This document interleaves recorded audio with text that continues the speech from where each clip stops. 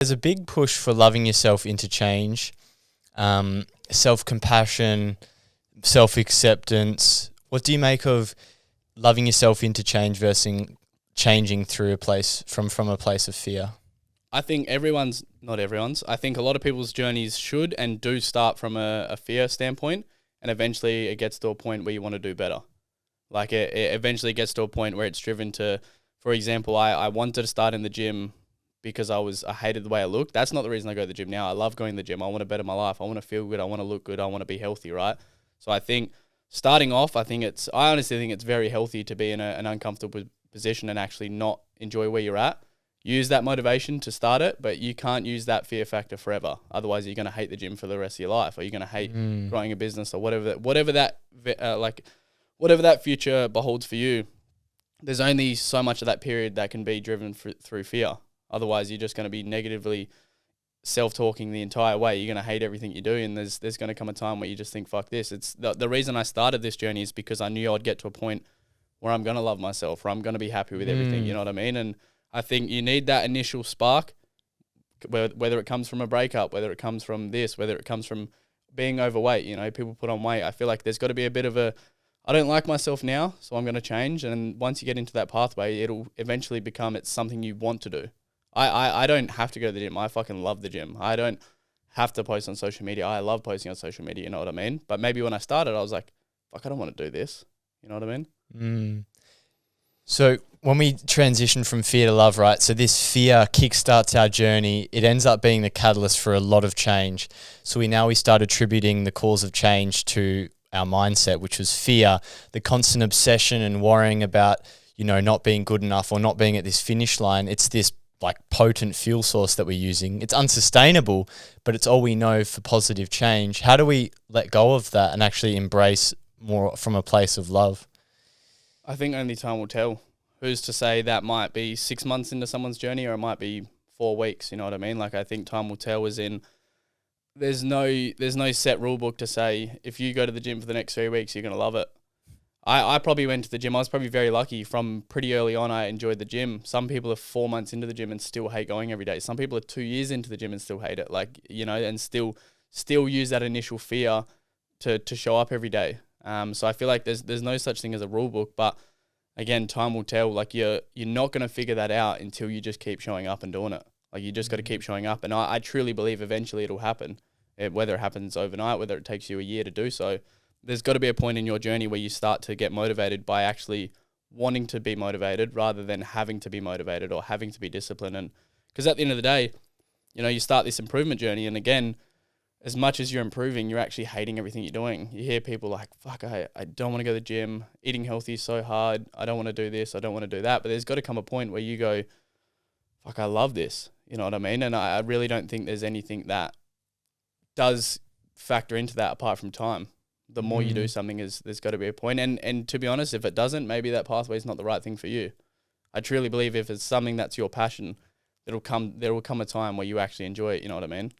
I think the reason we don't love a lot of our experiences that lead to positive growth is because we don't realize how much fear is still existing within inside of us, right? Like we're on this pathway to growth, but still there's this nagging voice at 9 o'clock at night saying you've got to do more work, you've got to keep going, you've got to look better. You look in the mirror, you're still dissatisfied. It's still not good enough because all of your journey has been from this place of fear. It's like when you launching a rocket ship, right? And when you thrust initially into space, there's a huge amount of energy for that takeoff. But now you're floating in space and you're still trying to use that same amount of energy. You don't need to. You're able to let go of that. But it's very difficult because that's all you know now. You only know how to operate from a place of fear. And can someone learn that through time, or is there a way for people to collapse time and actually figure this out? Like, I think people become addicted to the chemicals of growth because there's adrenaline, there's dopamine, and our body starts to crave that feeling. So it becomes this addictive cycle that we get stuck in of the obsession with improvement because it's exciting for the mind, but it's also very tiring and unsustainable.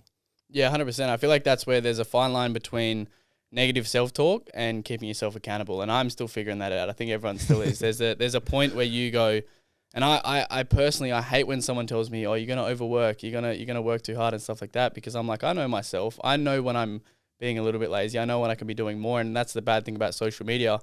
I probably look like I'm doing everything. It's like, fuck, this guy's always so busy. But there's times in my day where I think, fuck, you could be doing better than this. But at the same time, there's times where I'm doing everything I can. And like you said, at the end of the night, you're thinking, fuck, I could be doing better. And that's where it becomes, am I actually holding myself accountable, or am I actually, negatively self-talking to myself? Because there is a point of a limit where you get to and you can't do any more. But I think that point for a lot of people is a lot higher. And I think my main, or at least a big point in my journey, was journaling. Like once I started journaling, that was a big believer of mine I like, when I say big believer, I was a big believer in there's no way this could work.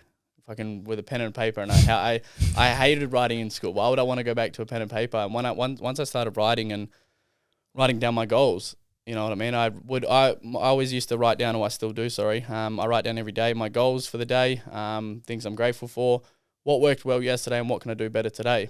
And that sort of, like, once I started learning myself, it started becoming more of a motivational acceptance for improvement rather than a fear, because it was like a goal I was working towards now rather than, that's I pretty much just figured it out there. Like when I used to write stuff down, when I would write a goal down, I would shift my mindset of I'm no longer working to look like to get far away from where I started. I'm now working towards where I want to be.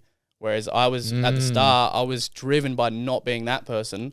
Once I started journaling, let's write some goals down. I now want to be this person. And once I shifted my perspective of I'm no longer motivated by the guy I was 3 years ago. I'm now motivated by the guy I'm going to be in 6 months. Where am I going to be in 6 months? How am I going to get there? Why am I going to get there? You know what I mean? And once I started understanding that is no longer me, that 6 month person though, that will be me soon. Like whether the goals are unbelievable right now.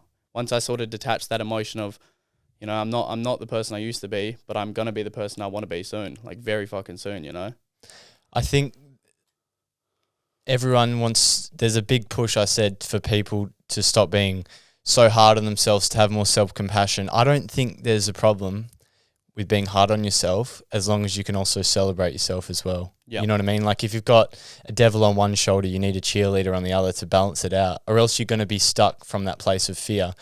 I think we need reminders, that life is short and let's get shit done. Let's improve. Let's see what's possible.